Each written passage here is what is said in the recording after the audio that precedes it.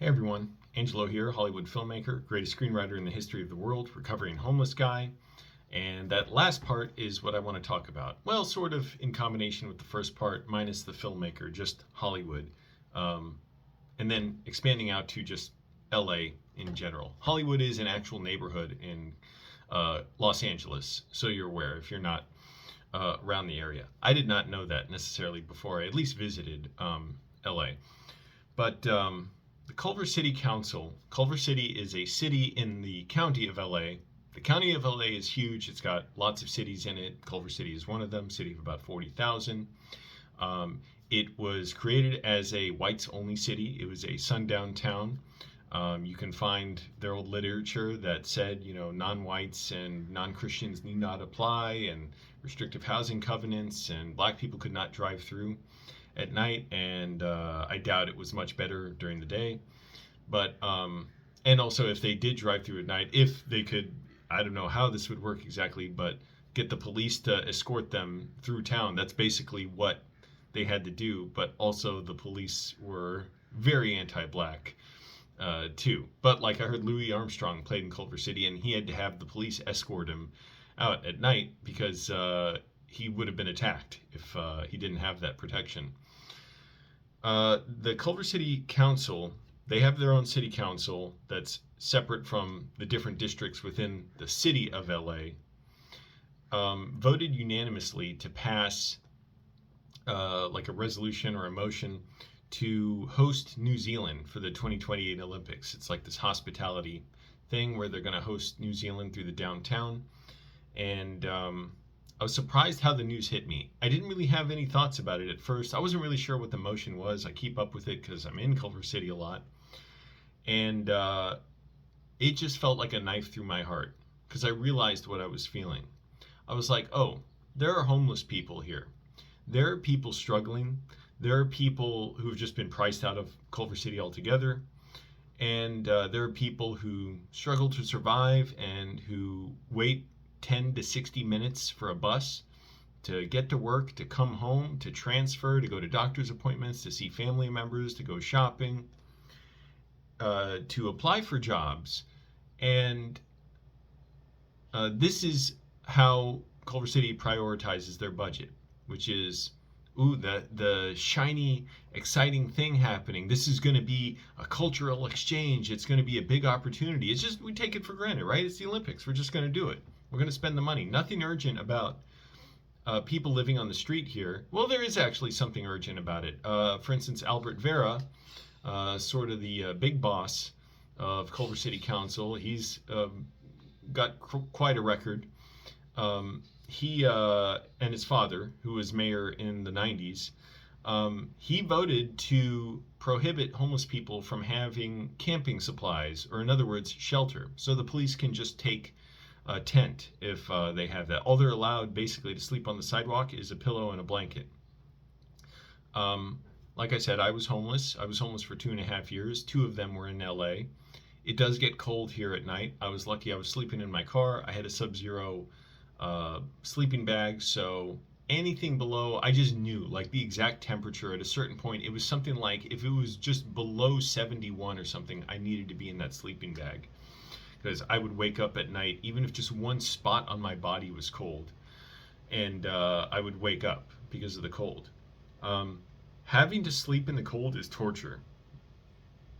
And people like Albert Vera convince themselves that they're good people because they can give the capitalist platitudes that, oh, that's somebody's son who's homeless. I realize they have a story. They fell on hard times.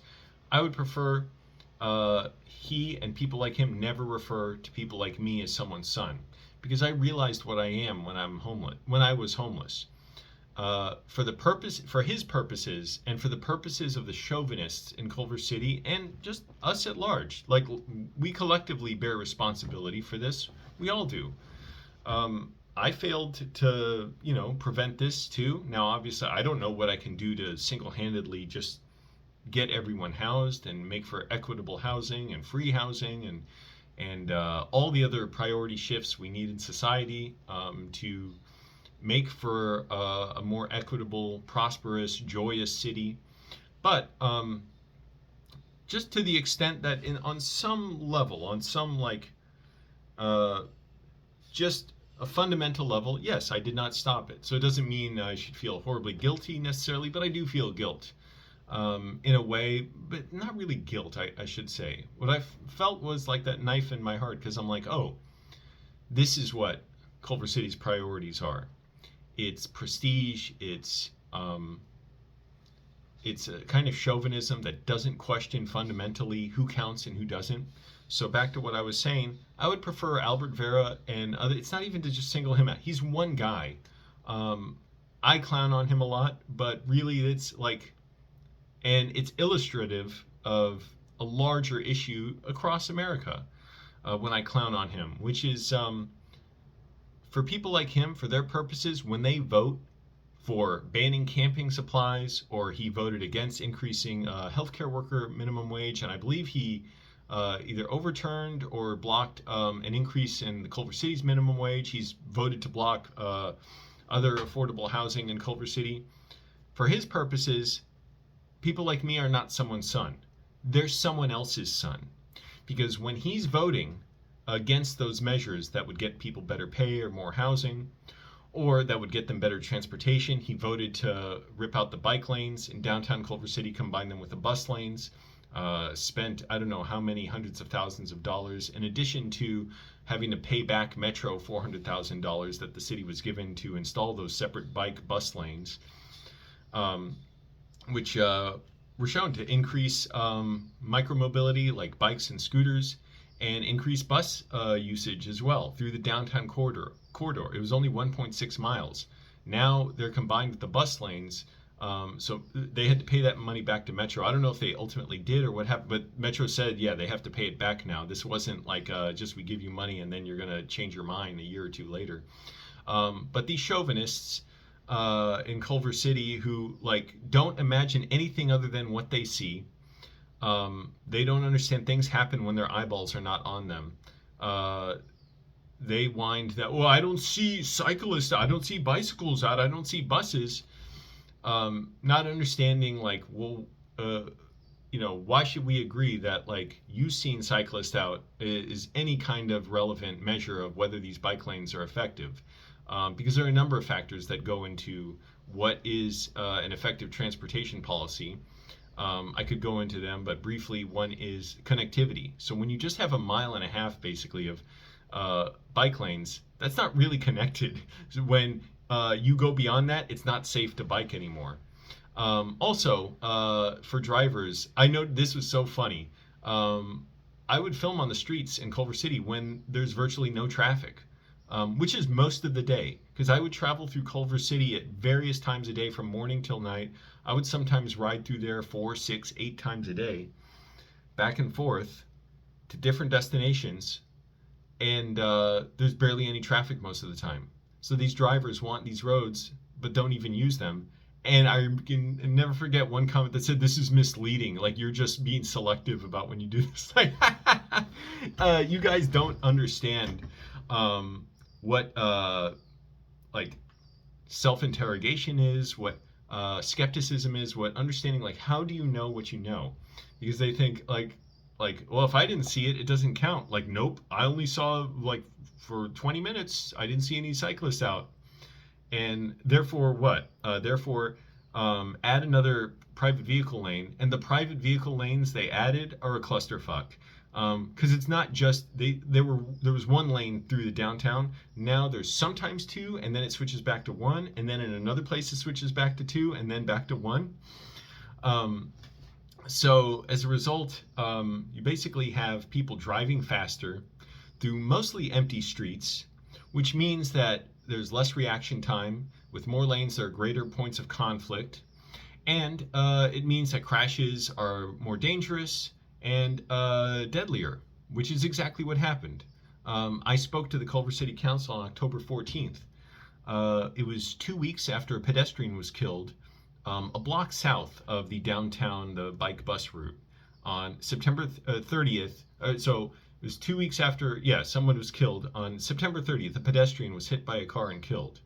I can tell you from the comments online, people just don't care. They're furious that, like, I even brought it up, like the road is a danger, because it makes them uncomfortable. It makes them think about things they don't want to consider.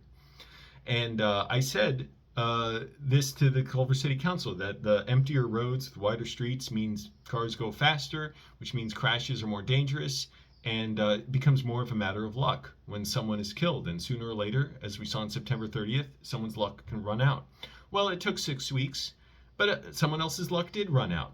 So 1 block north from where that pedestrian was killed on National and Wesley, and 2 blocks west on National and Robertson, a motorcyclist was killed on Black Friday in a crash with a car. On Black Friday, it's a holiday. There was barely any other traffic out. The exact conditions I said. The capitalists, the car chauvinists, the pig brains, conservatives and liberals do not care about the fact that the conditions that created this crash are the same that they desire to get them around slightly faster. It costs so much money to have this infrastructure in place to accommodate your oversized vehicles, and you're taking away space from people that could be used to get way more people around. But see, now you're talking all that stuff to them. It's like, what? It's just this opaque phenomenon of the relationships between society. What is that? That's like Marxism. It kind of is, actually, but that's a good thing. They think, well, the street's there, that's normal. You're being abnormal by talking about something that is different from what is normal. So therefore, the problem is you're being abnormal. Stop being abnormal. It's making me uncomfortable. It's intruding on me because I imagine myself to be very big when in fact I am very small, and I can't figure out like this tug on my conscience, really, which is telling you, hey, what you believe is not true. And so you're getting angry, and it's rather than try and reflect and interrogate yourself and say, well, how do I know what I believe is true? You say, no, the person who's making me uncomfortable needs to stop giving me this information I don't like. So Culver City Council voted to host the Olympics. The Olympics themselves are terrible. I mean, they're run by people like to use the word corrupt a lot to just mean bad. Corrupt doesn't mean, well, corruption is generally speaking bad. I mean, you can be corrupted in a good way, if you're bribed to not do something harmful. That in a narrow sense is good. I mean, in the greater sense, like, you shouldn't be, for instance, whatever, you're an ICE agent, you're some kind of federal authority that does something that hurts people, or you're going to kill someone and you're bribed to look the other way or let it go. Like, in a narrow sense, that's kind of good, although in a broader sense, we shouldn't have a system where people's job is to hurt people. But corruption, broadly speaking, okay, we'll say that's bad. The IOC is corrupt as hell. They're run by millionaires and billionaires who are siphoning off money from cities that they go to for the Olympics around the world. They exploit their athletes. They have wealthy multi-billion-dollar sponsors and big corporations. And the athletes don't get paid. They're amateur athletes. They get paid through sponsorships and stuff that they have to try and get. But it's a horrible system. And it accelerates militarism and police powers, surveillance powers, gentrification, increasing the price of housing, displacing people. And Culver City could have done the courageous thing and said, no, we're not going to host New Zealand. It's nothing against New Zealanders, I guess is the term. Nothing against them. It's we don't want to support the millionaires and billionaires at the IOC. And also there's an urgent problem of people sleeping on our streets every night. And people in the cold. It's torture. And it rained recently in LA. It's going to rain heavily on Tuesday. That's torture when you're homeless and on the street. It's psychological torture to have that isolation and that feeling that this is never going to end. Even though, again, I had shelter, so I had my car, that feeling that what you're going through is never going to end is torture. And that's why I say it was like a knife through my heart, because I'm like, oh, yeah, we're not someone's son or daughter or child. We're somebody else's son.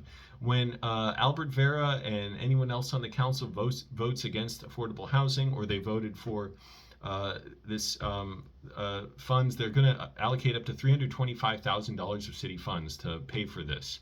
Like, oh, we have nothing going on. Please just take the money. The money, the city's in a multi-million-dollar deficit, which is in large part due to the white supremacist housing policy, single-family housing. You can't collect enough tax revenue from single-family houses. You have to pay for the utilities to run out to the houses one by one, as opposed to in apartments and apartment blocks where it costs much less, like per capita, to heat, to cool, to run the water, to get the roads out there, sewage treatment, all that stuff, garbage collection. It costs less to run all those things to those buildings. And also just apartments are better at, keeping cool and keeping hot, staying hot.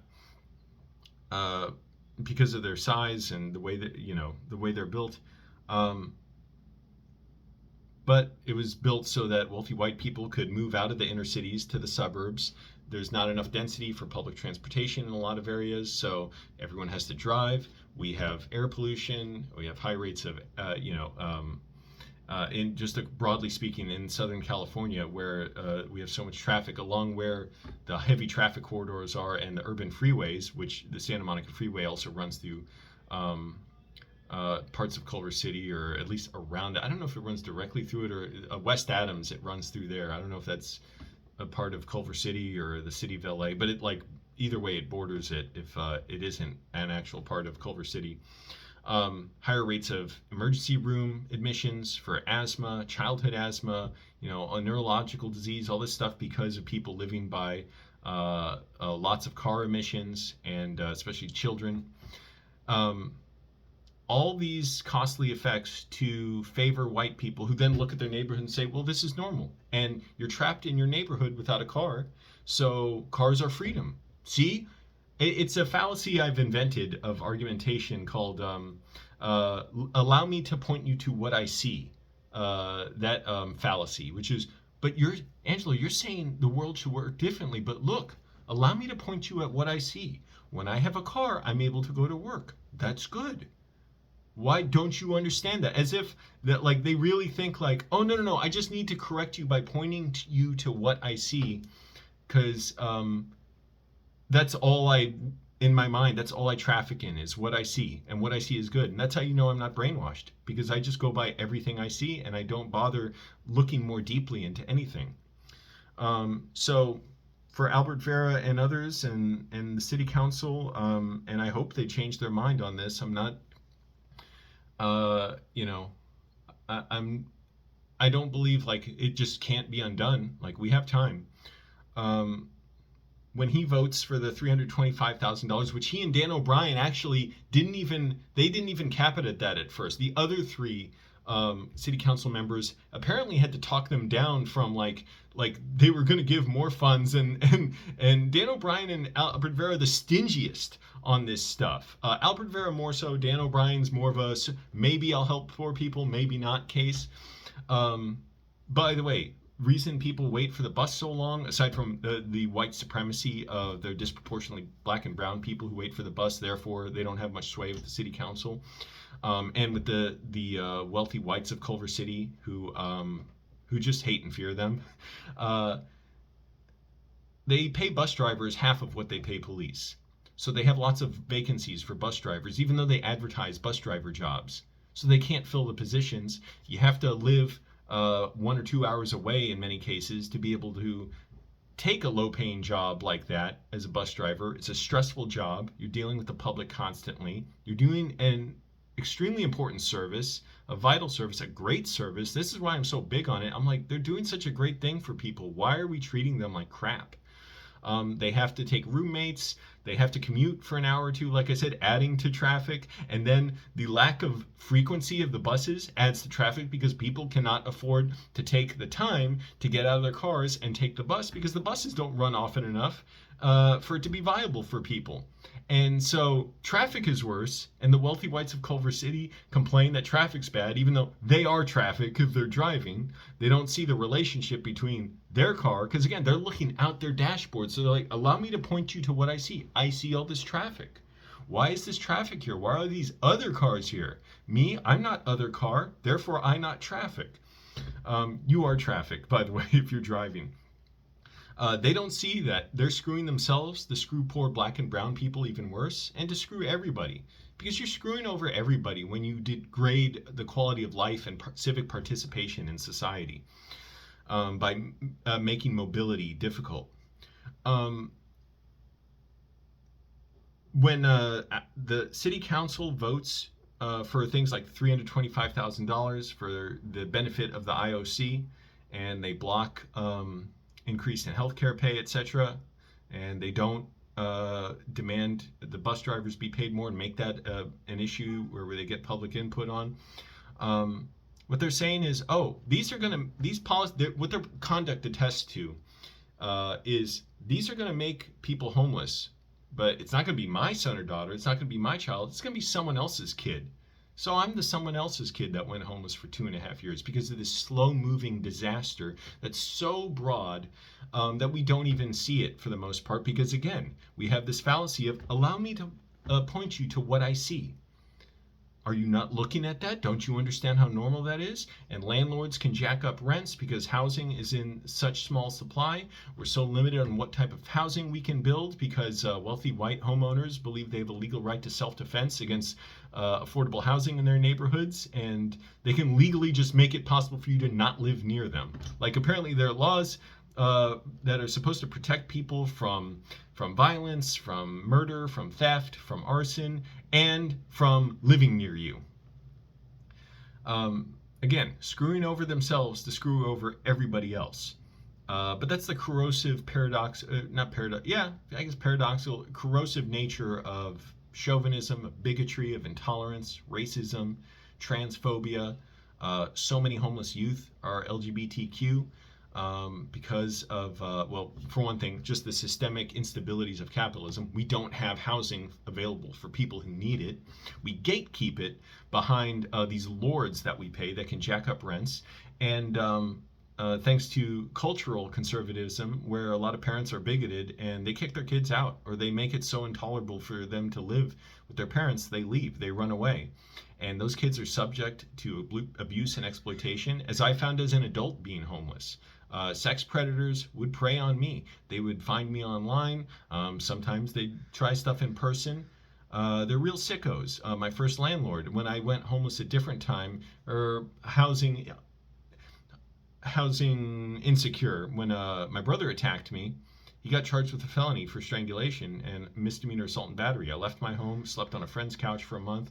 I had been disabled for 9 months of like a little over, like in a span of a little more than the previous year, if that makes sense. So I didn't have much money and I had to get a second job, which I think I was trying to get anyways. But I had to get one, got a cheap place to live in Falls Church, Virginia from a predator. I thought I was getting a cheap room in a house from this retired Baptist pastor, William Wagner, of Falls Church, Virginia, and it turned out he was a sex predator. He asked if he could get in the shower with me. He told me he put his son in the hospital because his son was gay. He tried to make him straight, and then after 4 days he took him out because he said he was still gay. So that's when he realized being gay was genetic. That was the second day I knew him. It was so disturbing, confusing. I was like, wait, what? I don't even understand what I'm hearing.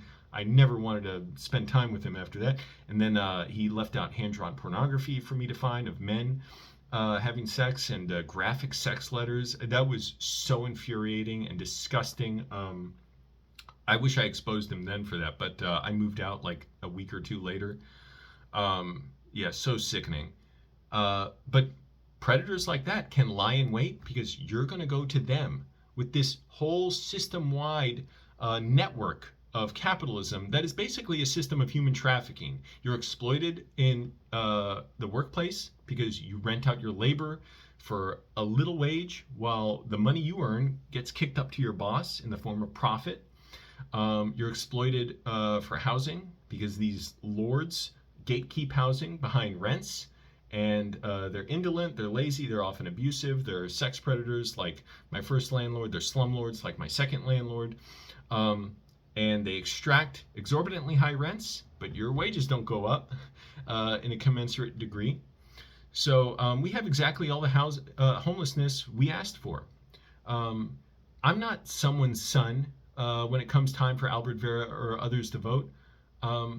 Because when these people vote for policies like this New Zealand hospitality initiative, uh, what they're saying is, oh, nobody wants to be inconvenienced to miss out on the culture and economic boost. But you only count economic boost a certain way when it comes to who's actually part of the economy or not.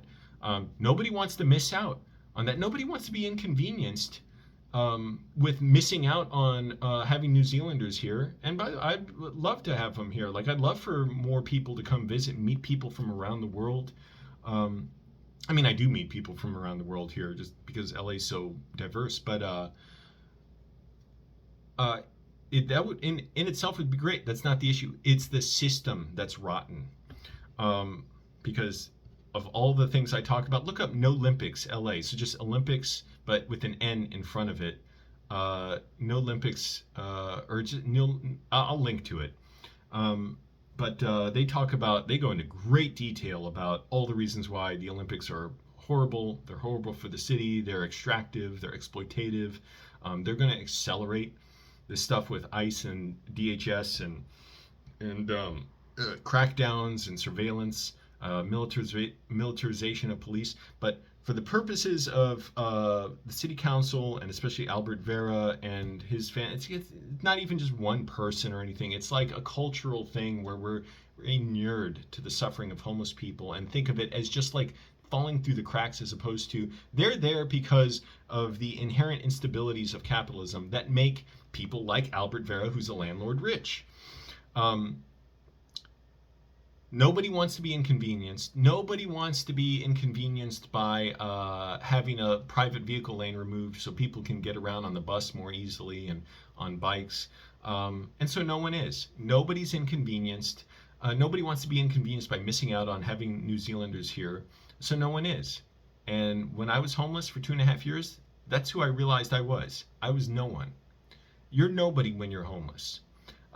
You're someone's son when it's convenient for a photo op or for a talking point so somebody can sound compassionate before they vote for the police to be able to take away your shelter and all your personal possessions, your ID, ashes of loved ones, medications that keep you keep you from relapsing into drug addiction. Why do I mention these few things? These are all things I've heard of homeless people in LA having stolen from them by Caltrans and the police. We have money for all this. We don't. Apparently, it's not urgent enough to help people. And what really got me last night, and why I'm making this video, even though to me it's kind of a waste of time in a way, it's like voting and the way we have democracy is bogus. It's false goods. Because let's say a council member was brave enough to vote against this. Well, their vote doesn't count. It's 1 against 4. If 2 of them voted against it, their votes don't count. It's 2 against 4 or 2 against 3. So, and these votes happen intermittently. You vote for candidates. You don't vote directly for these issues. You don't get to vote in the workplace unless you're in a worker co-op. Our ability to vote is extremely limited. By the way, I just realized my BDSM shirt is showing. It's Bikes Do So Much for the Environment, Streets for All, great organization. Check them out. They're fighting for more housing too, and incidentally, they got a win for that. SB 79, look it up. Governor Newscum. Yes, I'm a leftist, and I call him Newscum because he is basically like a conservative, which is neoliberal, which whatever, the whole thing. But it allows for more dense housing around metro stops and transit hubs. Why is that great? Because more people will be able to live near the transit centers, and it can reduce traffic by allowing people to commute by train, saving them money, saving the city money. And also, it's just more equitable. It's good. Like, it was illegal to build more 4 to 7 story buildings, I believe, apartments within a half mile of certain transit centers and metro stops. And they were a sponsor of that bill. Also, I have a bicycle fetish. But you're nobody when you're homeless. And what really got me, it's so upsetting. And like, you know, there are a lot of things to be upset about in the world. Obviously, you know, I don't know how internet friendly it is to say, or this platform friendly it is to say the G word about what Israel is doing in Palestine. Talk about homelessness and displacement. Those people have been going through it for 80 years. and include. Anyways, what got me was I saw a homeless family outside the grocery store Friday night asking for money, including a little kid. And then yesterday as well, Saturday night. And I'm like, oh, so there's nothing urgent about that. They're nobody. They're someone else's kids. Albert Vera's kids are going to be fine. Dan O'Brien's kids are going to be fine. All of Culver City, and it's not even like to just assign it to like malice or something of individuals, which sometimes it is, but it's besides the point. It's the whole system that brainwashes us, that inculcates us into thinking, well, I'm a good person. I'm a good person. I would never make someone homeless. No, you're making nobody homeless, because what you profess to believe is different from what your conduct attests to when you're doing things that affect people that you don't see. So while you personally would never want your kid to go homeless, you're fine with making someone else's kid homeless. You're fine with making nobody homeless through the everyday casual violence, displacement, chauvinism, white supremacy of our policies that benefit the rich. Again, this 325,000. It's mainly, yeah, they'll be like a benefit to the economy when you only count the economy as the business owners of Culver City and maybe tip earners and stuff. But homeless people, apparently they're not part of culture. They're not part of the economy. And also it speaks to our culture, how rotten our culture is. That it's like, yeah, this is who we are. We don't help homeless people. Like, we think it's cool to enrich the IOC. Let's do that. And we're going to get exactly what we asked for as far as the increased homelessness and the increased powers of ICE and DHS, their violence, and police powers and police abuse, and just the casual, slow-moving, like one step at a time progression of rising rents, homelessness, people in destitute circumstances, these sexual exploiters like my old landlord, William Wagner, who profit from being in that situation because they're insulated. They have power. If I was going to complain about him sexually harassing me, well, where was I going to go? I lived with him. It would have been a nightmare. It was already a nightmare. When I was sexually harassed in Hollywood at my job for 6 months, where was I going to go? Housing's in short supply. Corporations do not want... I'm speaking broadly across America about how corporations rule on sexual harassment cases. They're designed to filter your complaints out and to say, well, you were just uncomfortable. You could look at this around the country, but they covered it up. They're covering it up is what they're doing when they take your complaint. They're seeing really how much liability do they face if they say that nothing bad happened versus if they admit that something bad happened.